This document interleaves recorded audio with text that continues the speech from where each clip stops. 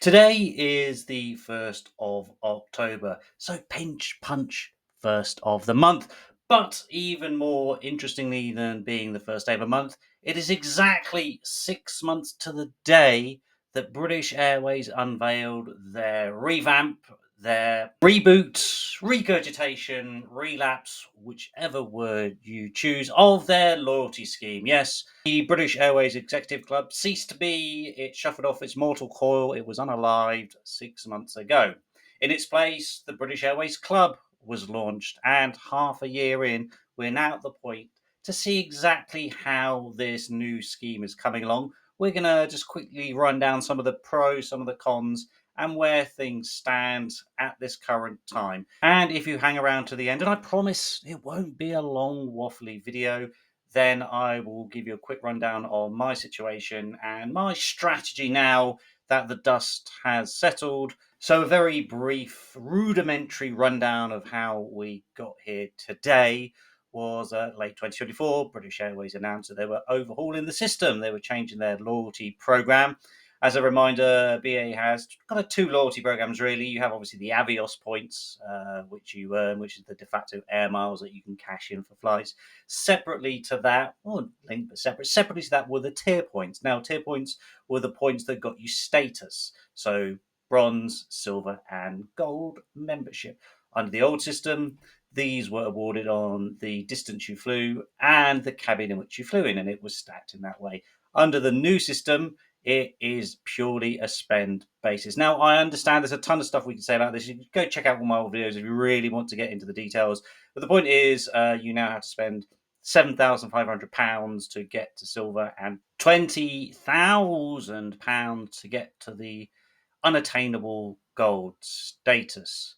As we all know and fondly remember, there was an element of tomfoolery, maybe a hint of the gaslighting, if you will, from those bigwigs at British Airways, because the very great, lovely double tier points offer on BA holidays was redacted. It was rescinded, even though that was supposed to run through to the June. So boo and hiss on that one.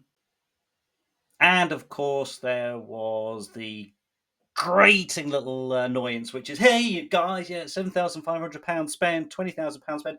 Oh, not on flights though. No, just flights. No, you could take away the tax and all those fees and all that, so you're not actually spending that much to get it. You have to spend perhaps 10-20% more to get to those thresholds, unless of course you are using British Airways holidays, which for some reason British Airways gives you all the spend onto your account. So definitely a bonus for us British Airways holidays customers. Anyway, so let's stop beating around the bush and let's talk about some of the key changes and the impacts, and to see whether all our anger, our irk, and our ire was really worth it. First thing we need to talk about is the financial impact of the change. Now, I'm not Gordon Gecko. The point is, ladies and gentlemen, that greed, for lack of a better word, is good. But judging from the stock price of IAG, which is the parent company that holds British Airways and Iberian, they seem to be doing okay. Yes, there was a little bit of a downward track towards the end of the financial year last financial year, just before the 1st of April announcement. But fair play, since then it's gone up and up and up. So there clearly hasn't quite been the impact on the stock that many of the naysayers were expecting. They're doomed. They're doomed. They're going to lose a ton of money. So, in terms of the stock price, then that's all well and good. No real problem.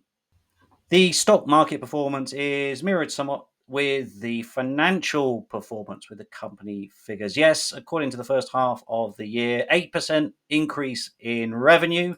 Fair play to them on that. And then 43.5% in operating profit and 35.4% in operating profit before exceptional items.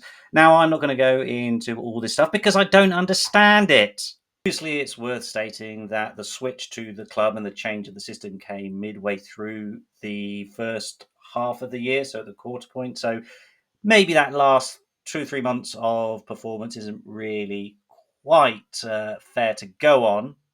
But For anyone that was predicting, for prophesizing, for praying for financial collapse or a serious dent in the economic performance of the company off the back of the change, alas, has not materialized. Next up is the practicality of the system. How is it actually working? Now, I'd be super interested to hear what other people say about this, but for me, it's been a little bit frustrating. The tier points seem to take quite a long time to come through, certainly compared to previous system where it was not instantaneous, but usually like 2 or 3 days. I've been waiting maybe 10 days, 2 weeks for certain things to come through, which has been a bit of a pain. This tier point frustration comes through to the booking process as well. You don't know how many tier points you're going to get. Under the old system, you did. They would quite happily tell you exactly how many tier points you would get for your booking. Under this system, they still have not put that in. And why it's frustrating is there's no reason they can't. Surely, if, for example, I spent £2,000 on this BA holiday for me and my other half, well, surely the algorithm, those computer whiz kids, will be able to work out that will be 1,000 tier points for me and 1,000 tier points for my other half. You'd think that, wouldn't you? But they don't. So they don't give you that, which means if you are chasing status and need to work out how many tier points you get, you're going to have to go through all your bookings and do the maths and work out exactly what it is. And that is a bit of a pain. And because it's not an exact science, unlike the old system where it was there in black and white what you were going to get, it's guesswork. It's guesswork because I'm not convinced. I'm not sure that they wouldn't perhaps sneak, take a couple of tier points away from you here and there, round down the number or whatever it is. So that's annoying, and it still hasn't been fixed. So if they could fix that, that would be super lovely. One of the most controversial aspects of the British Airways double tier points offer that it launched just as we were coming out of COVID was that it was very generous, which was good, but also it meant lots of the unwashed, lots of the plebs, lots of the troglodytes could get access to the lounges. Yes, so people who couldn't get to silver or indeed gold, like me, I was stuck at silver, couldn't get to gold, managed to get to gold year on year, and it was great in theory, but of course there was supply and demand issues, and a lot of these times that certainly the first wing in Heathrow was jam packed. It was very busy. It was hard to find a spot. I can only imagine what it was like in the galleries lounges. Please do let me know if you've had any experience.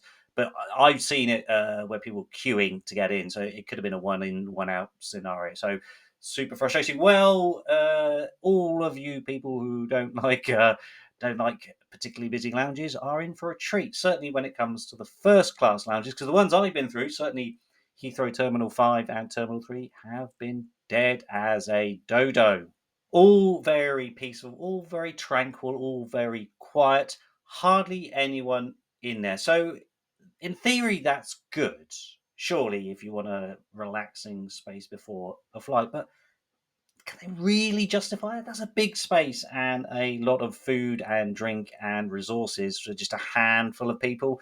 Now, I'm not some kind of conspiracy theorist who's suggesting this is all a ruse for BA to get rid of lounges. I mean, I don't even know what to just charge. Just pay for status. There you go. If I've got to spend 20 grand, just pay 20 grand and just give me the status. Either way, the lounges are an interesting one, and it'll be very, very particular how this one plays out. As if it does end up very, very desolate, very empty, then who knows what is going to happen. But yeah, at least in these first 6 months, things are looking quiet in the lounges. One thing I had hoped for was a little bit more brashness from British Airways with their offers. I thought the change in the system would mean the chance to have a rethink, have a bit of an innovative approach to maybe some deals, some offers, some incentivizing people in, because after all, it's quite interesting that actually they still have a loyal fan base. I guess British Holidays is an increasingly integral part of the Lord. 82% of BA Holidays revenue came from club members. The average rate from members was 30% higher than non-members.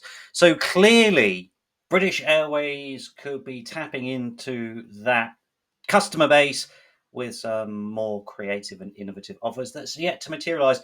In fact, let's look at the offers. I think I've maybe seen one come through, which is if you book by this point, you get a certain amount of Avios points. They seem to be still more obsessed with Avios points than tier points. So, reaching certain tier points, you also unlock Avios points. Yeah, not really much of a game changer. The Amex card, the British Airways Premium Plus card, of course, you not only earn Avios, but you now earn tier points on the spend, 15 grand, which is when you trigger the companion voucher.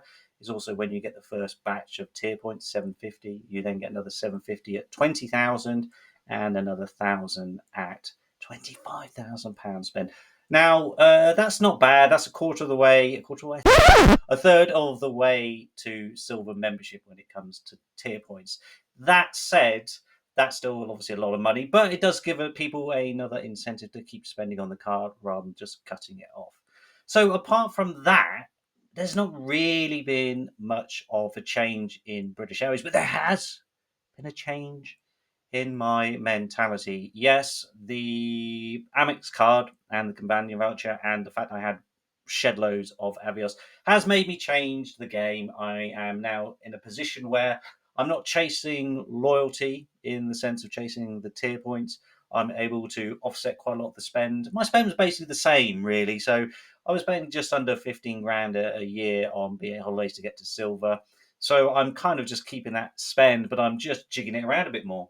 So I'm going to spend more on some of the, say, long haul business class flights, which I would sort of scrimp on, because I can then offset that with a ton of Avios and get a companion voucher and book some fantastic business or first class 1 day flight to maybe a beach resort or wherever. But I think merging those sort of two. So if you fly, I do fly short haul business as well. By doing all those things, you don't really actually need status per se. I mean, I guess it's quite nice to have, but it's more of a passive approach to me. I am much more focused on earning the Avios points and ensuring I get the best deals for each of the flights and holidays that I go on. So there we are. Let me know what you think of the club 6 months in. Has it been disappointing? Has it been great? Has it been none of the above? And if you are interested in learning about why you don't really need gold membership, you can check this video out on silver versus gold when it comes to British Airways. And if you like me, please do click the thumbs up button and subscribe